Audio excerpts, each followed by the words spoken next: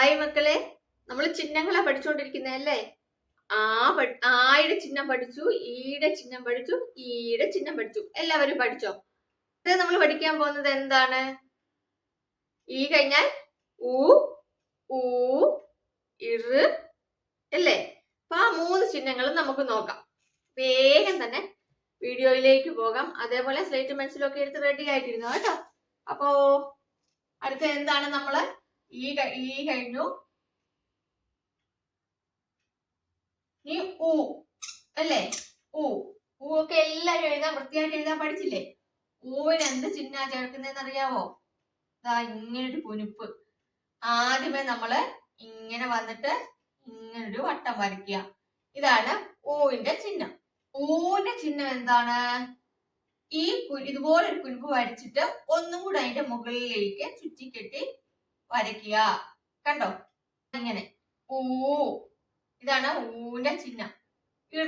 ഇറിന്റെ ചിഹ്നം എന്താണ് മക്കളെ? ഇറൊക്കെ എഴുതാൻ എല്ലാരും വൃത്തിയായിട്ട് പഠിച്ചല്ലോ അല്ലേ? ഇവിടുന്ന് ഇങ്ങനെ. ഇതാണ് ഇറിന്റെ ചിഹ്നം. നോക്കിക്കേ, ഇതാണ് ഇറിന്റെ ചിഹ്നം. അപ്പോ ഊവിന്റെ ചിഹ്നം എന്താ മക്കളെ? നോക്കിയേ, ഊവിന്റെ ചിഹ്നം കണ്ടോ? ഇതാണ് ഊവിന്റെ ചിഹ്നം. ഊവിന്റെ ചിഹ്നം എന്താണ്? കണ്ടോ? ഇതാണ് ഊവിന്റെ ചിഹ്നം. ഇറിന്റെ ചിഹ്നം എന്താണ്? കണ്ടോ? ഇതാണ് ഇറിന്റെ ചിഹ്നം. ഇപ്പൊ സ്ലേറ്റ് പെൻസിലും ഒക്കെ എടുത്തു എഴുതിക്കേ.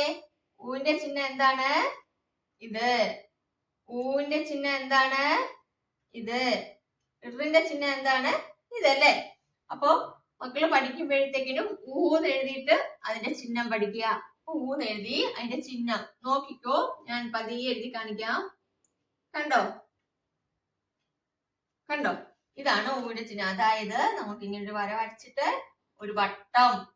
ഇതാണ് ഊവിന്റെ ചിഹ്നം. ഊവിന്റെ ചിഹ്നം എന്താണ്?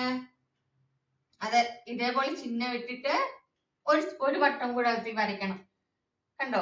ഊവിനെ പോലെ ഒരു ചിഹ്നം ഇടുക, അതിന്റെ മുകളിൽ കൂടെ ഒരു വട്ടം വരയ്ക്കുക. രണ്ട് ചുറ്റിക്കെട്ട് വേണം ഇതിന് വേണം. അപ്പൊ ഇതാണ് ഊ. ഇറ് അതിന്റെ എന്താണ്? ജസ്റ്റ് ഇത്. നമ്മൾ ഈക്ക് ഇങ്ങനെ ഇട്ടില്ലേ, ഈക്ക് ഇങ്ങനെ ഇട്ടില്ലേ എന്ന് പറഞ്ഞ പോലെ ഇതിനെ തിരിച്ച് ഇങ്ങോട്ട് ഇടുക. അത്രേ ഉള്ളൂ ഇറ്. കണ്ടോ? അത് ആദ്യമേ ഇങ്ങനെ വരച്ചിട്ട് അകത്തോട്ട് കയറ്റുക. ഇത്രേ ഉള്ളൂ മക്കളെ. അപ്പൊ ഇതാണ് ഊവിന്റെ ചിഹ്നം, ഊവിന്റെ ചിഹ്നം, ഇറിന്റെ ചിഹ്നം. മനസ്സിലായോ?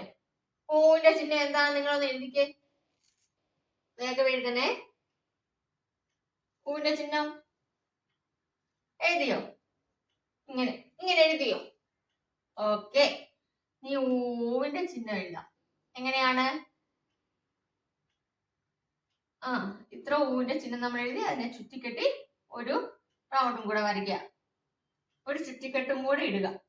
അപ്പൊ ഇറിന്റെ ചിഹ്നം എഴുതിക്കേ മക്കളെ. ഇറിന്റെ ചിഹ്നം വേഗം എഴുതിക്കേ. കണ്ടോ? ഇറിന്റെ ചിഹ്നം എഴുതിയില്ലേ?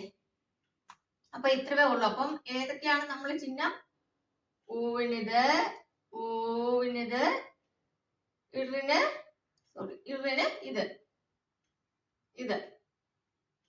ഊവിനിത്, ഊവിന് ഈ ചിഹ്നം, ഇറിന് ഈ ചിഹ്നം. കണ്ടോ? ഈസി അല്ലേ? അപ്പൊ നമ്മളെ ചിഹ്നങ്ങൾ ഏതൊക്കെയാ പഠിച്ചേ? ആയിക്ക് ഏത് ചിഹ്നമായിരുന്നു പഠിച്ചത്? ആയിക്ക് ഈ ചിഹ്നം. ഈക്ക് ഏത് ചിഹ്നമായിരുന്നു? ഇതല്ലേ? ഈക്കോ ഇത്. ഊവിന് നമ്മളിപ്പോ പഠിച്ചത് എന്താണ്? ഊവിന് ഏത് ചിഹ്നമാണ്? ഇത്. ഊവിന് ഏതാണ്? നോക്ക്, ഊ. അപ്പൊ ഇത്രയും ചിഹ്നങ്ങൾ നമ്മൾ പഠിച്ചല്ലേ? ഇതെല്ലാരും എഴുതി പഠിക്കണം കേട്ടോ.